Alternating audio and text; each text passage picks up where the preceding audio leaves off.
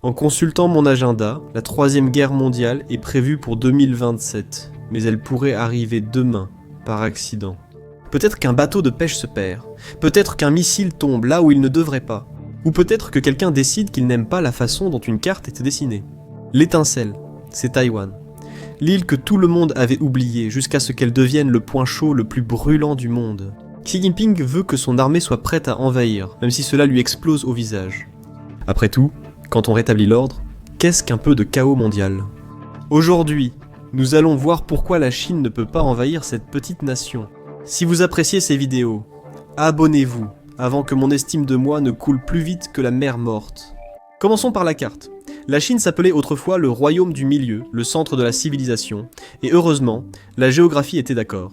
Son cœur fertile, véritable usine à riz, produisait nourriture et population en masse, mais cela avait un inconvénient. Les rizières étaient exposées aux pillards, venus de la steppe eurasienne, cette vaste autoroute d'herbe reliant l'Europe à la Mandchourie. Heureusement, la Chine disposait d'une armure intégrée. Les montagnes de l'Hindu Kush protégèrent un flanc, tandis que son littoral servait de videur aquatique sur 9000 miles, soit 14 500 km de côte. Si tu ne sais pas nager, tu restes dehors. Tant que la steppe était protégée, la Chine était tranquille. Mais l'histoire a bouleversé cela. La steppe est calme, et ce videur protecteur n'est plus aussi costaud et effrayant qu'avant. En 1949, la Chine est devenue communiste, poussant Washington à élaborer la stratégie de la chaîne d'îles. 3 lignes défensives traversent le Pacifique comme des fils pièges. La première chaîne, la plus importante, s'étendait du Japon à l'Indonésie, encerclant si étroitement la côte chinoise qu'on aurait dit une prise d'étranglement. Mais elle n'existait que parce que les communistes n'avaient pas remporté la guerre civile aussi nettement qu'ils l'auraient voulu. Leurs ennemis nationalistes n'ont pas été vaincus et se sont repliés à Taïwan et sur les îles voisines. Comme toute start-up, il lui fallait un nom accrocheur. Alors elle s'est renommée République de Chine. Nouveau territoire, nom marquant, nouveau gouvernement. Aujourd'hui, une démocratie multipartite supervise une économie dynamique. Pour quiconque regarde de l'extérieur, cela marche, parle et agit comme un pays. Du moins, c'est l'idée. Très peu de pays reconnaissent officiellement Taïwan, et elle est exclue de groupes comme l'Organisation des Nations Unies. En public, tout le monde acquiesce en disant que cela fait partie de la Chine communiste. Mais, à huis clos, ce sont des clins d'œil et des poignées de main, des accords commerciaux discrets, des liens officieux et des représentations de la taille d'une ambassade, mais qui n'en sont pas vraiment. Cet exercice d'équilibre est crucial, car si Pékin intervient, cela ne semblera pas être la Chine récupérant la Chine. Cela ressemblera à une invasion pure et simple, et le monde a promis de riposter. C'est compliqué, et c'est justement le but. Pékin aime quand c'est compliqué. L'autonomie de Taïwan, c'est que la Chine ne peut pas s'empêcher de s'immiscer, de faire défiler leurs réseaux sociaux à 3h du matin. Oui, on est tous passés par là. La Chine est aujourd'hui la 2e puissance mondiale, mais en 1949, elle était ruinée. Autrefois l'empire le plus riche du monde, cette nation, désormais reléguée au second plan, a vu sa guerre civile meurtrière passer presque inaperçue à l'étranger. Pékin appelle cette période le siècle de l'humiliation, 100 ans à se faire malmener par les puissances étrangères. Cependant, le Parti communiste jure que tout cela a pris fin en 1949. Bien sûr, Taïwan plane toujours juste au large des côtes, rappelant à Pékin que tout n'est pas encore réglé. Le Parti communiste a déjà tenté de s'en emparer, et à chaque fois, les États-Unis les ont repoussés. Pour Washington, c'était de l'endiguement. Pour Pékin, c'était du sel sur la plaie. Un rappel que même après 1949, les étrangers pouvaient encore dire non à la Chine dans sa propre arrière-cour. Mais les Taïwanais ne le voient pas ainsi. Pour eux, ils ne sont pas chinois, mais taïwanais, et veulent le rester. 63,4% se considèrent comme purement taïwanais. Seuls 2% affirment être chinois. Les autres haussent les épaules. Pourquoi tu me demandes ça ? Seuls 7% soutiennent l'unification avec la Chine populaire. C'est aussi populaire que l'ananas sur la pizza. Le lien de Taïwan avec la Chine continentale s'est estompé. Ils ne proclameront pas l'indépendance, non par loyauté, mais par peur de la colère de Pékin. C'est comme ça depuis des décennies. Mais rien ne reste figé pour toujours. La Chine n'a pas renoncé et disposera de bien plus de jouets d'ici 2027. Et comme un bambin grognon, Pékin n'a aucune envie de partager. Si Pékin cherche quelqu'un à blâmer pour le chaos dans le détroit de Taïwan, il peut commencer par regarder les portraits de Mao accrochés au mur. Il a promis la gloire du communisme. Ce qu'il a apporté a été plus mortel pour la Chine que tout le siècle d'humiliation. Le grand bond, en avant, a causé 45 millions de morts, et des millions d'autres sont décédés durant la révolution culturelle de Mao. Personne ne sait vraiment combien. Au moment où il a finalement cessé de tuer les autres, et qu'il est mort lui-même en 1976, la Chine était en ruine. Autrefois l'empire le plus riche du monde, elle était devenue l'un des plus pauvres, son économie ne représentant que 2% de celle des États-Unis. Elle était 10 fois plus petite que celle du Brésil. Cette puissance n'était pas en mesure de mener une invasion amphibie contre une île soutenue par l'Occident. Les choses n'ont commencé à changer que lorsque Mao a finalement rendu l'âme. Le parti continuait à le louer en public mais en coulisses. Il était cet oncle qu'on n'invite jamais aux réunions de famille. Les successeurs de Mao ont vu que le communisme échouait et ont préféré s'enrichir. Alors ils ont ouvert les portes au commerce extérieur et l'argent a afflué. Lorsque Xi Jinping est arrivé au pouvoir en 2012, l'économie chinoise affichait une croissance moyenne de 6% par an et occupait la 2e place mondiale. Ensuite, la Chine a montré sa force, investissant massivement dans les armes, notamment des milliers de missiles balistiques et de croisières. Des avions modernes comme le furtif Chengdu J-20 et le Shenyang J-35. 3 porte-avions furent ajoutés, un 4e était en préparation. La Chine possède désormais la plus grande marine du monde, avec 405 unités dans son inventaire naval actif. Et ce n'est pas fini. 2 tout nouveaux modèles de sous-marins nucléaires arrivent bientôt. Et ce n'est que le résumé des points forts.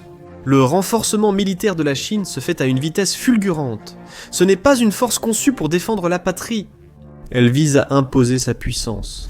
Lors de la visite de Nancy Pelosi à Taïwan, Pékin a perdu son sang-froid. Du 4 au 10 août, la Chine a mené des exercices militaires sans conditions réelles et a même simulé un blocus. Le message était clair. La Chine n'est plus la même puissance militaire face à laquelle l'Amérique s'est opposée lors des précédentes crises du détroit de Taïwan. La présence de 2 groupes aéronavals ne fera plus reculer Pékin. Washington a agi ainsi pendant la 3e crise du détroit de Taïwan, en 1995-1996. Taïwan était en transition.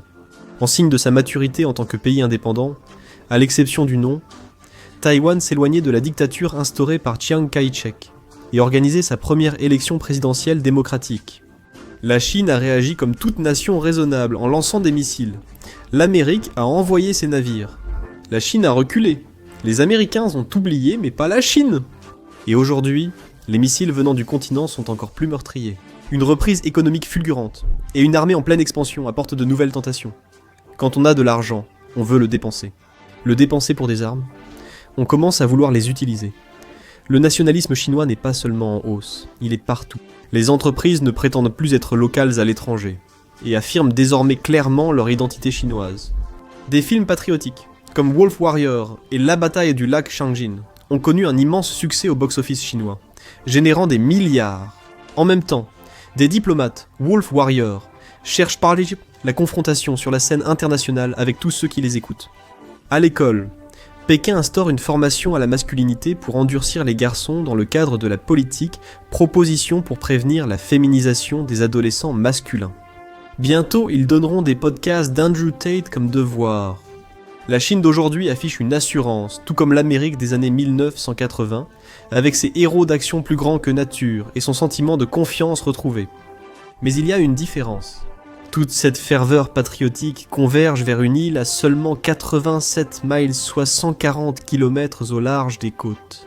Celle que Mao n'a jamais pu prendre. Le dernier rappel du siècle d'humiliation infligé par le Japon et l'Occident. Entre la fin de 2020 et le début de 2021, la Chine a mené un sondage rare. Que devrait-on faire à propos de Taïwan ? Notre sondage montre que 55% des personnes soutiendraient une guerre totale pour contrôler l'île. 33% étaient opposés à cette idée. Le reste a déclaré ne pas être sûr. Peut-être parce qu'ils pouvaient déjà imaginer ce qui leur arriverait, à eux et à leurs enfants, si tout tournait mal. L'opinion publique n'a pas vraiment d'importance dans une dictature autoritaire comme la Chine, mais cela a probablement fait sourire Xi. Le nationalisme chinois est un pilier du régime de Xi. Avec autant d'histoire et de capital politique lié à Taïwan, reculer signifierait une perte de face majeure pour Xi et le parti. surtout maintenant qu'il y a tant à gagner. Le détroit de Taïwan est bien plus qu'une étendue d'eau. C'est l'une des routes commerciales les plus fréquentées au monde. Rien qu'en 2022, 1,4 billion de dollars d'exportations chinoises ont transité par ce passage étroit. Et il n'y a pas que la Chine qui emprunte cette voie. D'après l'Institut naval des États-Unis, près de la moitié des porte-conteneurs mondiaux ont franchi le détroit cette année-là. Pensez-y comme au canal de Panama sous stéroïdes. Sauf que celui-ci se trouve entre deux rivaux, qui se regardent de façon menaçante de chaque côté de l'eau. Le statu quo dure depuis des décennies. Mais cette trêve instable repose sur une voie maritime. La Chine dispose maintenant de l'équipement et du soutien public nécessaires pour agir. Et Taïwan le sait, alors elle fait ses propres mouvements. Les États-Unis ont rompu les liens officiels après l'ouverture de Pékin. Mais selon le Taiwan Relations Act de 1979, Washington garde une présence sur l'île, tel un colocataire non inscrit. Surtout, cela permet de continuer à fournir des armes. À la mi-2025, les ventes d'armes avaient atteint 2,2 milliards de dollars, transformant essentiellement Taïwan en ce gars de Grand Theft Auto qui se promène avec toutes les armes du jeu. Taïwan a récemment ajouté à sa liste d'achats 108 chars M1A2 Abrams, 66 chasseurs F-16 VA, 29 systèmes High Mobility Artillery Rocket System et 100 missiles anti-navires Harpoon. Tous relèvent de la stratégie du porc-épic de Taïwan. L'objectif de l'île est de rendre un assaut amphibie si coûteux et sanglant que Pékin y réfléchisse à 2 fois et renonce immédiatement. Et pour en rajouter, elle déploie aussi ses propres missiles fabriqués localement. Le missile de croisière hypersonique Qingtian peut atteindre Pékin ou presque toute ville du continent, à une distance de 1200 à près de 2000 km, 750 à un peu plus de 1200 miles. Et le public n'est pas non plus en retrait. Près des 3/4 des Taïwanais disent qu'ils se battraient si Pékin passait à l'action. Des civils s'inscrivent à des formations, prêts à se transformer en munitions vivantes si cela devait arriver. Taïwan n'est peut-être pas courageux, mais il sait que la stratégie du porc-épic ne fait que gagner du temps. Il suffit de regarder l'Ukraine. Poutine a sacrifié plus d'1 million d'hommes pour quelques kilomètres de terre, et il continue encore. Pour lui, l'Ukraine n'est pas une terre, c'est une destinée. Un morceau de la Russie perdu pour lequel il est prêt à saigner éternellement. Enfin, prêt à ce que les autres saignent pour lui. Ils y partagent les mêmes sentiments sur Taïwan, ce qui explique leur entente et leur suivi du même scénario. Des États-nations souverains, simple paperasserie occidentale. Pour eux, le monde est divisé en civilisations, liées par le sang, la langue et l'histoire. Dans cette histoire, Taïwan n'est pas indépendant. La Chine veut garder ce chapitre dans son livre.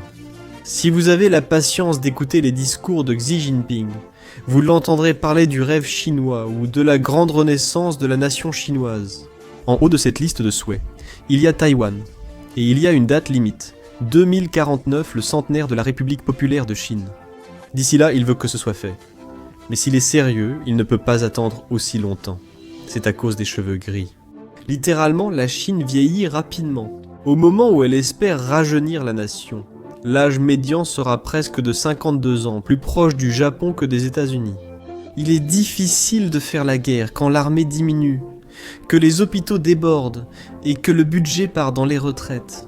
Maintenant, vous comprenez pourquoi Xi est si déterminé à être prêt dans 2 ans. Il n'y a aucun moyen d'y échapper. S'il doit le faire, il doit le faire bientôt. Réalistement, d'ici les 10 prochaines années. S'il ou son successeur attend trop, le moment passera.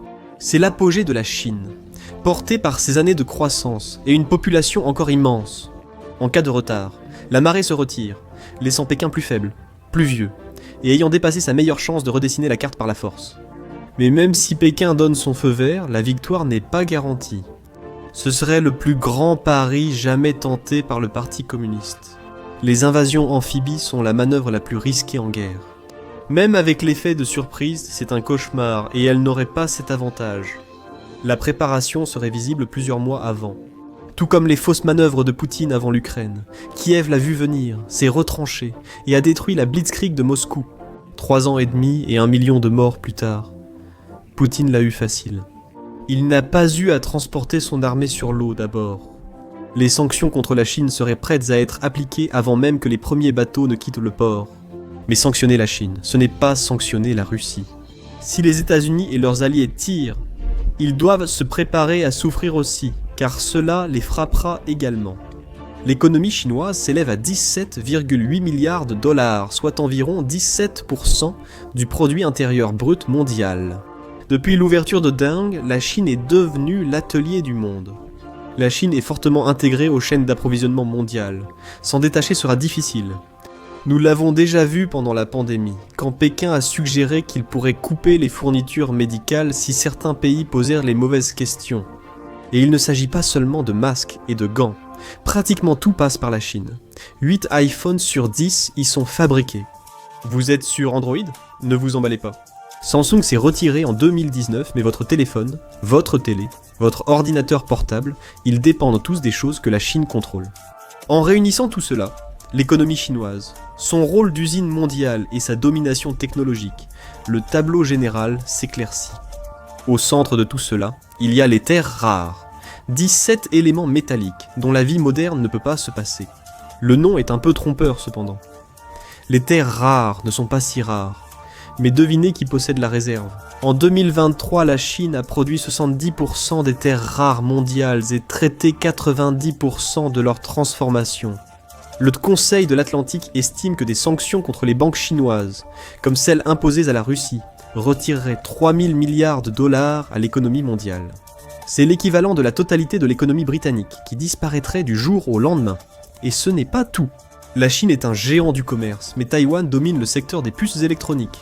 Elle fabrique 55% des semi-conducteurs mondiaux et 92% des plus avancés. Cela représente 35% des voitures mondiales et 70% des smartphones qui sortent, d'une manière ou d'une autre, des chaînes de production taïwanaises. Et ça ne s'arrête pas là. Ces puces alimentent votre réfrigérateur, votre téléviseur, même votre machine à laver. Sans Taïwan, vous devrez laver à la main vos vêtements de sport en sueur dans l'évier. Les États-Unis et leurs alliés s'empressent de renforcer les chaînes d'approvisionnement, mais il y a une limite à ce qu'ils peuvent faire. Taïwan souhaite maintenir la plupart de la production de puces sur son sol, pour le profit et pour que l'Amérique ait des intérêts en jeu. Pékin espère que cela ne tiendra pas en cas d'invasion. Washington ne reconnaît pas officiellement Taipei, et il n'y a pas d'OTAN dans le Pacifique. Mais une chose est certaine, les sanctions frapperaient comme un marteau. Les sanctions écraseraient de la Chine en premier. Selon une étude RAND de 2016, une guerre d'1 an, en Asie de l'Est, ferait baisser le produit intérieur brut chinois de 25 à 35%, et celui des États-Unis de 5 à 10%. Et cela, c'était avant le boom de l'intelligence artificielle. Depuis, l'Amérique a retiré une partie de sa chaîne d'approvisionnement de Chine. Mais elle s'est aussi menottée elle-même aux puces avancées. Pékin suit la même voie, ce qui signifie qu'elle est tout aussi exposée. La Chine parie sans doute que les États-Unis n'enverront pas de troupes, mais seulement des banquiers et des sanctions. Officiellement, les États-Unis jouent la carte de l'ambiguïté stratégique avec Taïwan. Ils ne diront pas s'ils défendront l'île ou non. Même l'Ukraine avait une promesse plus claire avec le mémorandum de Budapest, de 1994, lorsqu'elle a abandonné ses armes nucléaires en échange de garanties de sécurité. Nous savons tous comment cela s'est fini. Donc, si la Chine envahissait, elle devrait agir vite. Et il y a une chance qu'elle y parvienne. Bien que le détroit de Taïwan rende cela compliqué, la Chine a également un avantage géographique. L'armée des États-Unis est répartie partout dans le monde. L'armée chinoise, elle, est localisée. Elle peut concentrer toutes ses forces contre Taïwan et n'a pas bâti cette montagne de navires et missiles pour décorer. Plus on s'approche de la Chine, plus les missiles sont nombreux et précis. Chaque base américaine du Pacifique occidental est visée.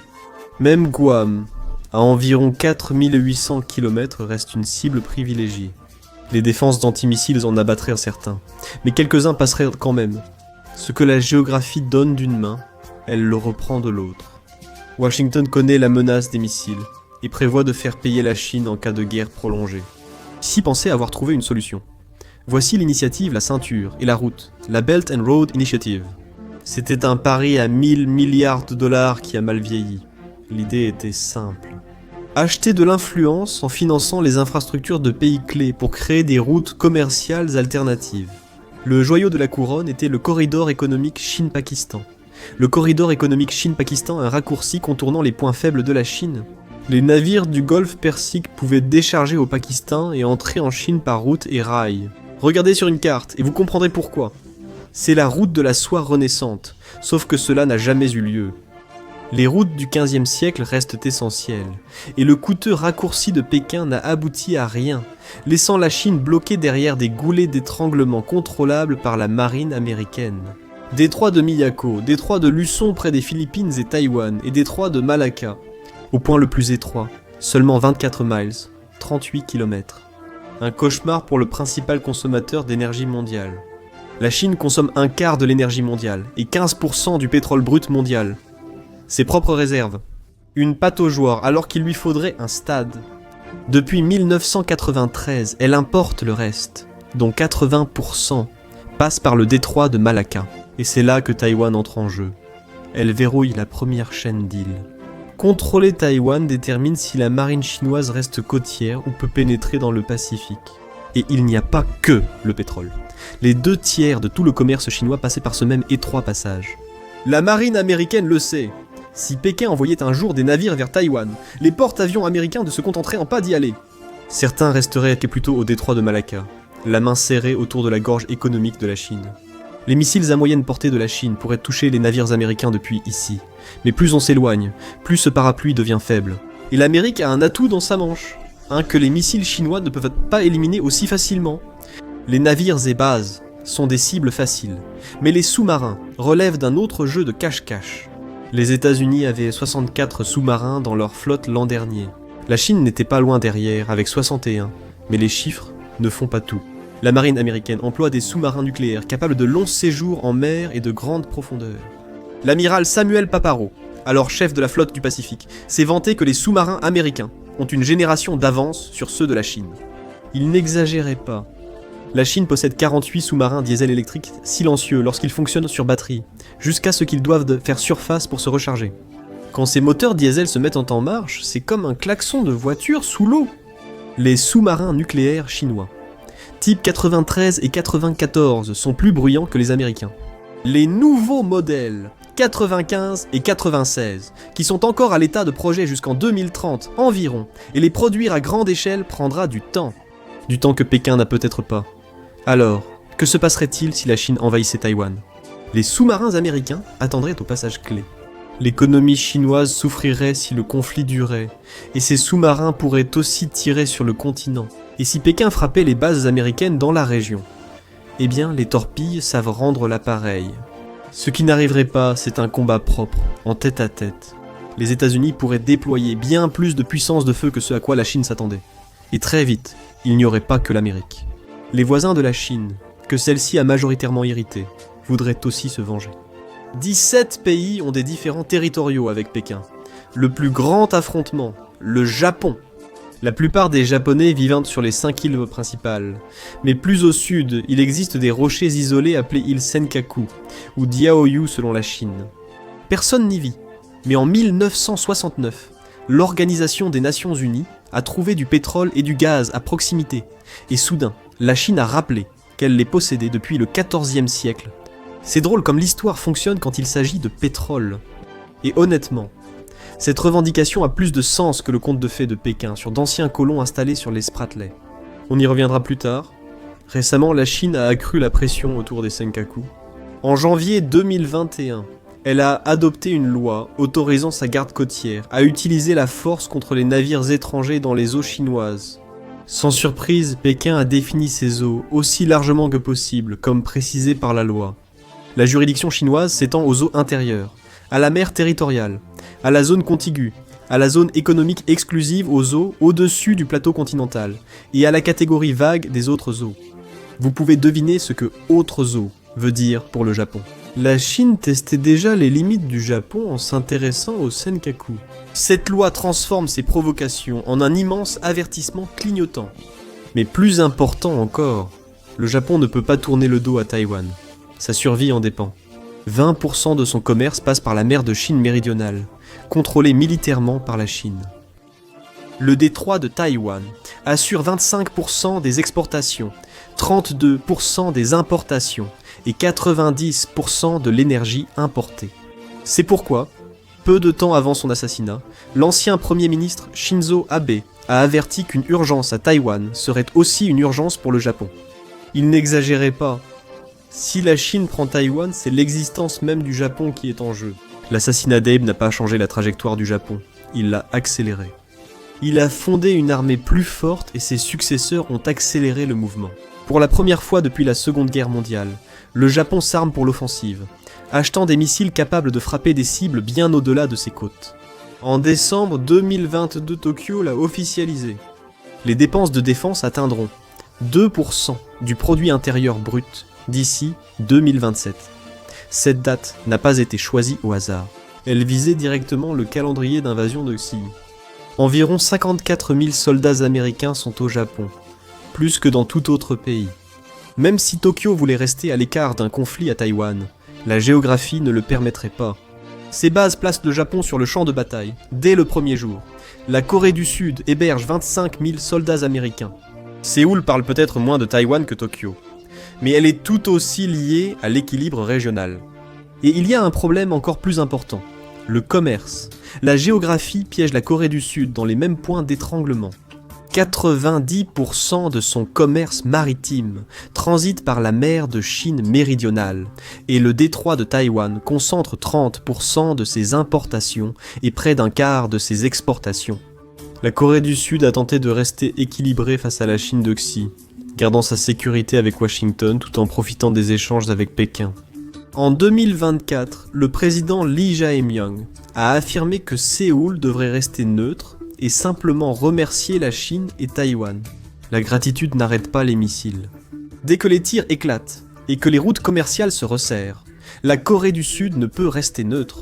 La sécurité et la survie l'entraîneraient dans la guerre. Séoul peut prétendre que la neutralité fonctionne parce que la géographie l'a protégé des manœuvres les plus brutales de la Chine. Le 11 août 2025, un patrouilleur des gardes-côtes chinois est entré en collision avec un navire de la marine de l'armée populaire de libération. Ils étaient en mer de Chine méridionale, loin de la Chine, et les gardes-côtes philippins ont filmé la scène. Manille a rapidement accusé Pékin pour ce chaos, et la situation a été plutôt chaotique dans cette zone de la mer. Dans une partie de la mer déjà encombrée de navires de guerre et de bâtiments des gardes-côtes provenant d'une demi-douzaine de nations, le chaos est pratiquement la norme. La Chine revendique pratiquement toute la mer de Chine méridionale avec sa fameuse ligne en 9 traits. Les Philippines ont porté l'affaire devant la cour de La Haye en 2016 et ont gagné. Les juges ont rejeté les revendications de la Chine comme étant illégales, mais cela n'a pas arrêté Pékin. Xi a essentiellement dit « essayez de m'arrêter ». Le conflit de la Chine avec les Philippines n'a fait qu'empirer à partir de là. Les confrontations entre navires ont augmenté ces dernières années. La collision des deux navires chinois était juste un moment comique. D'ordinaire, ce sont les navires philippins qui se font écraser. S'ils ne sont pas percutés, ils sont arrosés par les canons à eau chinois, laissant les équipages des gardes-côtes et les pêcheurs trempés, malmenés et humiliés. Les Philippines ont fait la seule chose possible, s'appuyer encore plus sur leur ancien allié, les États-Unis. Les bases américaines, autrefois nombreuses, ont diminué après la guerre froide, mais la construction d'îles chinoises a entraîné leur retour. Il y a maintenant 9 bases américaines sur le sol philippin. Regardez où se trouvent ces bases. 5 sont au nord, pointant presque comme des pistolets vers le détroit de Taïwan. Palawan et la base aérienne Antonio Bautista, face aux Spratlys, sont idéales pour couper les routes maritimes chinoises. La géographie a fait des Philippines un point de tension que Washington a maximisé. Les Philippines n'abritent pas que des bases, elles se renforcent aussi. Leur renforcement militaire cible l'expansion chinoise et l'entraînement a été intensifié au maximum. En mai et juin 2025, les troupes philippines se sont entraînées côte à côte avec les Américains, les Japonais, les Sud-Coréens et même les Britanniques. Que faisaient-ils ? L'une des tâches consistait à tester le lance-missile anti-navire Nemesis. Où étaient-ils ? Les îles Botaniques, Mavulis, la plus au nord, est à seulement 142 km de Taïwan. C'est plus proche que New York ne l'est de Philadelphie, pratiquement des voisins immédiats en termes stratégiques. Les Philippines y construisent aussi un port. Une fois achevé, ce sera une rampe idéale pour exercer une pression sur le commerce chinois, si Pékin va plus loin. Le tableau géographique commence à se dessiner. Si la Chine attaquait Taïwan et entraînait les États-Unis et leurs alliés, elle ne ferait pas seulement face aux défenseurs de l'île. Elle serait prise en étau sur 2 fronts, se refermant, à un blocus dans le détroit de Malacca. Avec l'Australie qui s'en mêle, Pékin sentirait la pression. Même avec tous ces nouveaux navires et missiles, elle joue à un jeu dangereux, avec de fortes chances de perdre. Quand les chances sont mauvaises, c'est là que les actions désespérées et dangereuses surgissent. Vous vous demandez sûrement, qu'en est-il des armes nucléaires ? Officiellement, la Chine promet de ne pas les utiliser en premier. Cela paraît rassurant jusqu'à ce qu'on approfondisse. Enfoui dans un document obscur appelé la science des opérations de la seconde artillerie, on trouve les petites lignes, les scénarios où Pékin abaisse le seuil nucléaire. Et une fois qu'on le lit, cet engagement de non-recours en premier commence à ressembler davantage à une échappatoire. Le manuel chinois indique que les armes nucléaires sont utilisées si une superpuissance nucléaire attaque des cibles stratégiques et que Pékin ne peut riposter. Ce n'est pas un message codé pour quelqu'un d'autre, c'est un message codé pour les États-Unis. Mais ce document évoque des lignes rouges comme des frappes sur le continent, ses infrastructures ou ses villes. Frapper des cibles militaires chinoises en mer ne compterait pas. Donc si le conflit reste limité à Taïwan, il y a de bonnes chances qu'il ne devienne pas nucléaire. Mais franchir cette ligne, et le monde commence à briller. Un soupir de soulagement bienvenu. Certes, mais il ne dure pas longtemps. Nous avons calculé les sanctions, faisons maintenant celui de la guerre. Quel est le résultat final ? Une analyse de Bloomberg a révélé qu'une guerre pour Taïwan coûterait au monde 10 000 milliards de dollars. Seuls les États-Unis et la Chine ont des économies plus importantes que cela. Cela représente 10% de l'économie mondiale. Pourquoi la Chine prendrait-elle un tel risque ? Les revendications historiques ou l'intérêt économique ne justifient pas un tel pari. La Chine est déjà riche. Pourquoi tout changer ? Une rancune centenaire d'une guerre civile en vaut-elle vraiment le coup ? Taïwan se trouve au milieu de la première chaîne d'îles, le prix ultime. Actuellement, la richesse chinoise dépend de la coopération étrangère et de points d'étranglement hors de son contrôle. Prenez Taïwan et la chaîne se brise. Des ports comme Suao et Hualien pourraient être détruits lors d'un combat, mais une fois reconstruits, ils offriraient à Pékin un accès direct au Pacifique. Avec Taïwan sous sa coupe, la Chine ne se contenterait pas de déplacer des navires, elle pourrait dicter les règles. Le détroit, la mer de Chine méridionale et les routes commerciales du Japon, de la Corée du Sud et des Philippines seraient toutes contrôlées par Pékin. Cela ne ferait pas que pencher la balance, cela réécrirait la carte avec la Chine au centre. Jusqu'où la Chine ira-t-elle pour obtenir ce résultat ? Nous le saurons bientôt. Merci de m'avoir rejoint. J'espère que vous avez apprécié la vidéo. Et si vous voulez voir plus de vidéos comme celle-ci, pensez à vous abonner et à activer les notifications. Ça fait vraiment une différence. Merci encore et je vous retrouve la prochaine fois sur ma PAC.